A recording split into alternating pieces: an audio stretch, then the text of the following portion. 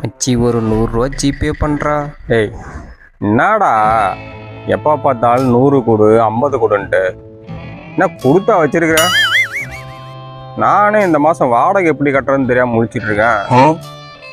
ஆனால் ஒன்றுடா டேய், நம்ம ஜென்மத்தில் நான் என்ன பாவம் பண்ணேன்னு தெரில. எனக்கு வாட்ச் ஃப்ரெண்ட்ஸ் எல்லாம் இப்படி தான் இருக்கீங்க. இல்லை, துரோகம் பண்ணியிருப்பேன். எதா துரோகமா? பாரு, துரோகன்ற பெரிய வார்த்தைலாம் பேசுகிற ஆள் வச்சுக்காத.